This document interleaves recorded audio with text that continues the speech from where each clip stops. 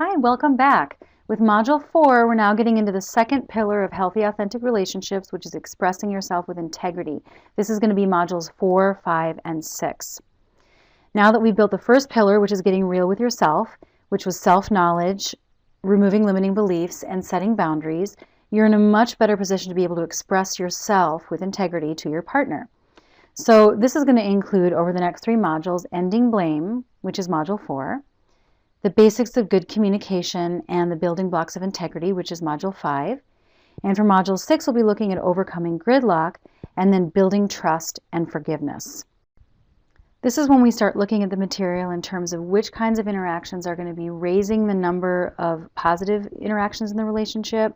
In other words, the deposits to the joint emotional bank account, and which kinds of interactions will be generating negative feelings or withdrawals from the joint emotional bank account. This is where we really start looking at things in terms of the 5-to-1 ratio. So we're going to begin with Module 4, which is ending blame. It is actually possible to end blame in the relationship, even though it seems impossible, especially when you're on the brink or if you're really having a hard time. So what I'm going to do first is we're just going to go over what blame is, how it manifests in criticism, look at criticism counterpoint, which is defensiveness, and then look at the alternative of healthy complaining, what that looks like and how to do it. But first, real quick, let's just look at a review of last week. We talked about boundaries, what they essentially are, why they're important, and then we went over 8 specific ways to set healthy boundaries. Hopefully you've had a chance to be able to incorporate that in your assignments this past week. I'm going to build on that for this next module, because now that you've been able to get real with yourself, you know what you're able to bring to the table, you know what you're trying to create, and you know what your limits are. So you're in a really strong position to implement some of these skills and strategies with the goal of getting to that 5-to-1 ratio or more. Now, I've been really adamant in my previous talks about the 5-to-1 ratio that it's not necessary to remove all the negative, because as long as you have enough positive, if the ratio is right, it's not going to matter. You're going to be okay. But for couples who are really in trouble or who've been having a hard time for a long time, there is damage and there's resentment and there's negative sentiments about each other. So that's why I'm starting first with limiting the negative as much as possible. So we're starting with this because it's a way of shoring up bad habits, stopping further destruction as we move through the weeks ahead. So before we can talk about how to stop blame, which is really one of the most destructive components in a relationship, we're going to talk a little bit about what it is. Blame is essentially assigning responsibility for a fault or wrong. It's holding other people accountable for something. It's to find fault with somebody, and it's a negative assignment. It's also a state of mind that leads to criticism. It creates a me versus you mentality, and that leads to defensiveness. And ultimately, the point is that it's counterproductive. Okay, it just doesn't work. It works to serve people's egos, which is why it's so common, and it feels good to blame sometimes. It helps us make sense of something, when we're frustrated. But it ultimately doesn't work to create a positive relationship or to grow. And one of the reasons why it's so destructive is because when we're blaming, we're essentially judging. And we're creating and expanding negative thoughts and feelings about our partner within us, and then they feel that too. It contributes to negative interactions, whether it's verbal or nonverbal. So even when we're not criticizing, we can communicate our blame at some point, and on some level it does affect the relationship. One of the biggest ways that it affects our relationships is that it leads to criticism. Okay, so criticism is essentially the outward expression of blame. Criticism is one of John Gottman's 4 horsemen of the apocalypse, as he calls it. Essentially, it's one of the biggest predictors of divorce.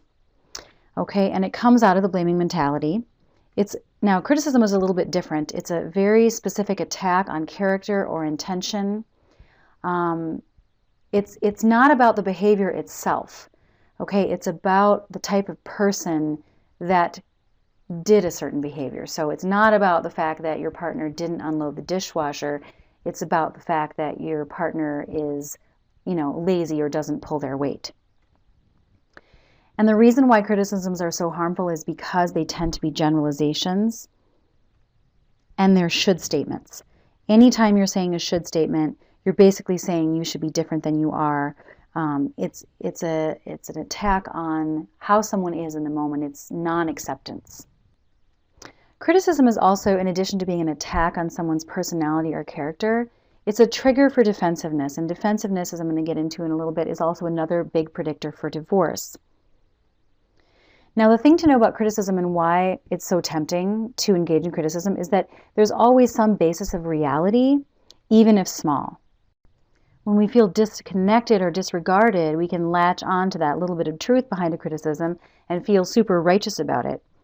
But the thing to keep in mind is that a lot of times criticisms are actually disguised statements of your own unmet needs.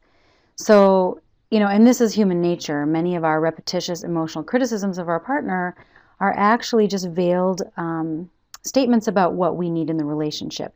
And so that provides an opportunity to see if you can reclaim a lost part of yourself. And I'll get into that more in a little bit, but the main thing to keep in mind is that criticisms actually can be turned into an invitation to grow.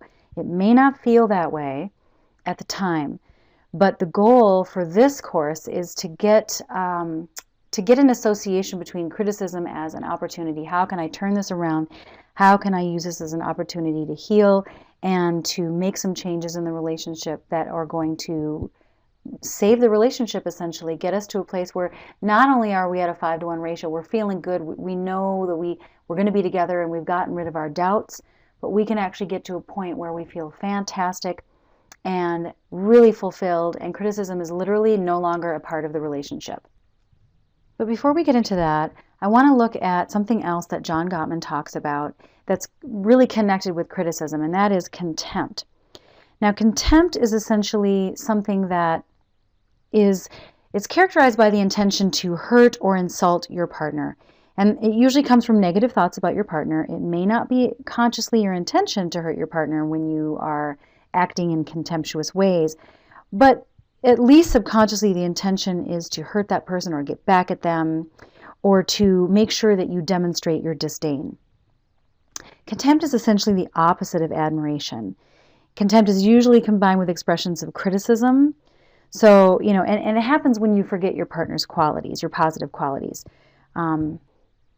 Contempt, like criticism, is also a verbal character assassination, but what makes it a little bit different is that it really gets to the point of abuse. This is where you're accusing your spouse of stupidity or incompetence. It's really, overt name calling. It's crossing the line, because criticism doesn't have to be verbal abuse, but contempt, if it's expressed verbally, tends to be quite abusive. And like criticism, it is a significant predictor of divorce. This is where the feelings get so heightened, the wounds are so deep. Contempt can make somebody feel just like it's unbearable. And that's the point at which people tend to decide, this just isn't going to work anymore because I cannot bear it. Now, if you're wondering if this is something that you've engaged in or if your partner's engaged in, I'm just going to go through some common signs of contempt. Okay, it can be hostile humor, including sarcasm, insults and name-calling, as I mentioned, straight-up verbal abuse.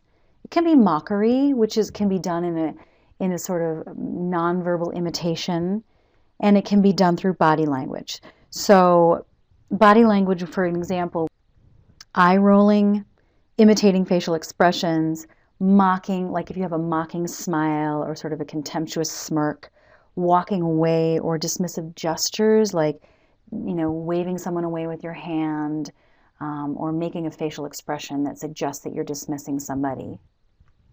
Now, contempt, along with criticism, is a really big trigger for defensiveness, so I'm going to get into that next. Defensiveness is basically the habitual intention to protect oneself from criticism, exposure of one's shortcomings, which can also be done with contempt, or other real or perceived threats to the ego. So I want to just note here that you can be defensive even if there's no basis for it. But in this context, we're talking about, defensiveness as an appropriate or common or at least very understandable reaction to being overtly criticized by somebody. Now, while defensiveness is really understandable and very common, it can be a problem in the relationship. I'll get into that in a minute. But here are some indicators that you're defensive if this is something that you're wondering about, okay?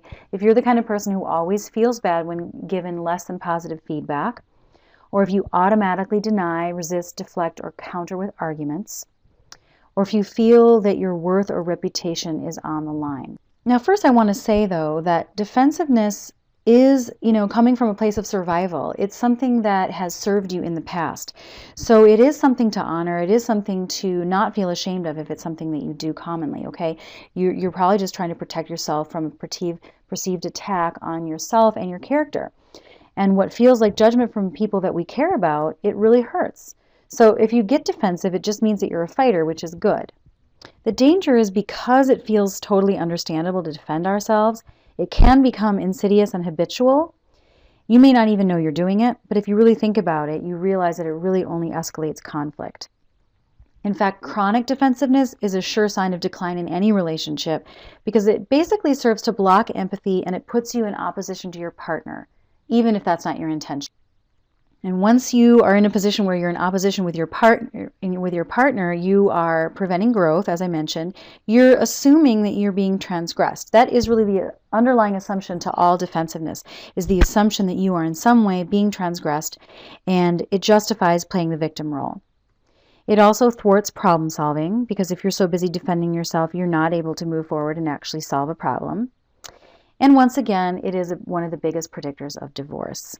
Now, defensiveness shows up in a lot of different ways, and Dr. John Gottman outlines these specific maneuvers in detail in several of his books, which I think are really helpful, and I'm going to go through each of them here, because then we're able to recognize exactly when we're being defensive, and we're able to see it too when our partner is. We can identify it in them, and even though we aren't going to be able to control their behavior, we'll be able to identify, and we'll see that it allows us to take a step back and see, okay, that's their process, and we can use it as an opportunity for growth later on. But so I'm just going to go through these one by one. The first one is denying responsibility, and this is basically the approach that you would take when you know that it wasn't your fault, but you're being blamed for something. So that would be like, I never said I would, or I didn't do anything wrong, I can only do so much, or that's not my job. It's essentially saying that whatever it is that you've called me into question for was never my responsibility in the first place. Making excuses is something that you would do when you feel like there's a really good reason why you did or didn't do whatever you're being accused of. So there was bad traffic as an example, or I just couldn't because my boss called and it took a while. And essentially you're admitting that you did something that was, not what was expected, or something that would have hurt the other person's feelings, or whatever the case may be, but you're not taking responsibility, you're making excuses. Disagreeing with negative mind reading. This is when your partner makes unflattering or just plain wrong assumptions about your feelings or motives. When you feel like somehow, they're attributing ill intentions to something that you did. So you argue with exasperation, or you respond with a general lack of generosity or reassurance. Cross-complaining is when your partner does something just as bad as what you feel accused of. So if they say, I wish you'd have done the dishes like you said you would, you'd say, well, I wish you would not leave your clothes on the floor, or I wish that you would come home on time, whatever the case is. It's basically turning the tables about a different issue. Now, similarly, rubber man, rubber woman. This is from the expression, I'm rubber, you're glue, whatever you say bounces off me and sticks to you. That's essentially turning the tables only with the exact same complaint. So when your partner is doing the exact same thing that they're accusing you of. So if they say, you didn't call and I worried about you, and then you would say, well, you never call me. How is that any different? So you can see that just ends up being, a ball lobbed back and forth, and nobody's taking anything in. It doesn't really go anywhere. Yes butting is an approach that you use this when you know that they're right about whatever they're accusing you of, but you have a morally justifiable reason that outweighs the transgression. So it might be, yes, I know I didn't pay that bill, but I was waiting for you to make the deposit. Something along the lines of, I didn't do it, you're right. However, it's because of something else. And so the reason why I did it was totally justifiable. Repeating yourself is also a really common defensive maneuver. I can relate to this one a lot. You do this because you really believe that if they would just hear you, they would be convinced of your point. So you'll keep rephrasing your point of view in 18 different ways. You might just keep saying the same thing over and over again more loudly each time, but you're not really responding to what they're saying. Whining is self-explanatory, But what's interesting about whining is that you can actually do it without the sound. By acting like the victim and feeling sorry for yourself. It's sort of this mentality of, why are you picking on me? Why are you doing this to me? That's a whining attitude, and that's also considered defensive. Now, body language is big too, because this is for when folks feel like they're above the verbal defenses and they're not even going to waste their time, but they're still defending themselves. This can happen by keeping your arms folded across the chest, giving a false smile, or shifting your body from side to side is a common one. And women tend to touch their neck when they're feeling defensive. So how can we stop being defensive? That's the question. How can we stop being defensive? It's not just about stopping the criticism, which is a big piece of it, because you can choose to be non-defensive even when somebody's being critical. But if we go back to the source of defensiveness, which is usually criticism and contempt, what we can do is shift that into complaints. It's basically an alternative. So I'm going to go through complaints and we'll talk about how this can work. Complaint is a specific statement of anger, displeasure, distress, or other negativity. So it is something that would be considered negative, which is why, and I'm using that in quotes really, quote unquote negative. I don't think it really is. And a lot of relationship experts also think that this is something that is healthy. But it does get confused with criticism. Complaining is, what's the word? It has a bad reputation, basically. It's equated with nagging.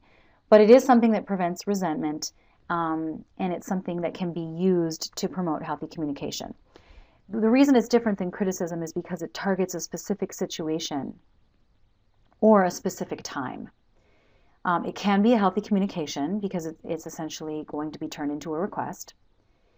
And to be fair, it can turn into criticism over time if it's ignored. So it's important when somebody does complain, like if your partner makes a complaint and they're following how I'm going to teach it, it's really important to be able to honor that and listen to it and respond to it, because then that sort of positively reinforces the notion that if I bring it up in a complaint fashion rather than a criticism fashion, growth will be made, and then we don't have to resort to getting angry.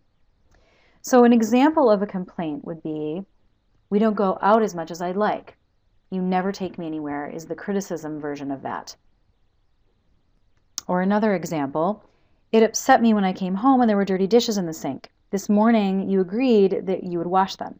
Now that's a complaint. A criticism would be, you left dirty dishes all over the kitchen again. You promised me you would. I just can't count on you, can I? You see the distinction there. The complaint is the statement of the feeling, the wish, the disappointment.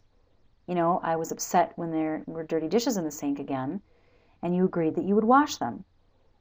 That's a complaint. There's nothing wrong with saying that, even though it could still trigger defensiveness. I do have to say, defensiveness can still occur when somebody is making a complaint, but it's going to be in your best interest in the relationship to be able to handle complaints here and there. As long as they're not too frequent, it's something that can promote growth in the relationship. Two more examples I want to share too. I expected you to come home right after work. You didn't, and it made me worried that you enjoy hanging out with your friends more than hanging out with me. Okay, that's a complaint. The criticism is, I hate that you're the type of person who never thinks to call and tells me you'll be late coming home. You always leave me hanging. You care more about your friends than this marriage. It's pretty clear what the difference is. In one situation, you're focusing on a specific event and you're sharing your feelings, which is worry and an insecurity or a fear, and you're keeping it about you and what your expectation was and your reaction. In the second example, you're really making a character assassination and you're making a generalization. So to avoid criticism, contempt, and defensiveness, really the antidote to all of these is healthy complaining. So I'm going to go through some healthy complaining guidelines here, one by one, and keep these in mind then. So if there's something that you want to bring up, there's something bothering you, you have a gripe, try to follow these guidelines when you bring it up so that you know for sure you're not crossing that line into criticism. You're going to be much less likely to trigger defensiveness, though you still might, but you'll be much less likely to. And you certainly will be reducing the amount of contempt that will be building up over time. It can also be an antidote for that, like if there's a lot of contempt in the relationship already, bringing things up in this way, if you've been doing it differently, Your partner will feel that, and it will make a big difference. It will feel like a healing way of communicating in comparison. So the first step is to remove blame from your comments. And that's basically anything where you're generalizing or attacking their character or intentions. The gist is you're saying how you feel, okay? That's really the essence of when you're bringing something up. How do you feel? You're going to avoid criticizing your partner's personality. You're not going to insult, mock, or use sarcasm, of course. You're going to be very direct. Stick with one situation. Don't analyze. Analyzing tends to become more generalizing, so you want to stay away from that. Don't mind read, because you're really just talking about how the situation landed for you, how you interpreted it, how you received it. You don't want to try to speak to your partner's intentions or what's going on for them. And finally, be specific. You stick to one incident, you stick to one time. That's healthy complaining. So think of complaining as a set of directions. And I'm going to teach an I statement in the next modules, and so we'll be able to really connect this to a request. But for now, we're still kind of focusing on shoring up the negative and being able to bring something up in a way that isn't damaging. But if you think about a complaint as a set of directions, it will lead into the next modules very well.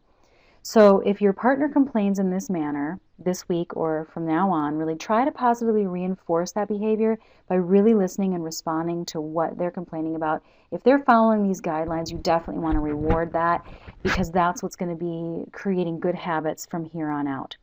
So please listen to the Module 4 assignments video. Watch that, and I will explain what the assignments are for this module. The goal is to become familiar with what criticism, defensiveness, contempt, and complaining is really in your life. So I've gone through the theory here. It's kind of dry, but you're going to have the opportunity to practice some of this, notice it in your relationship, and I've got some exercises for you as well. So good luck with this, and I will see you inside Module 5.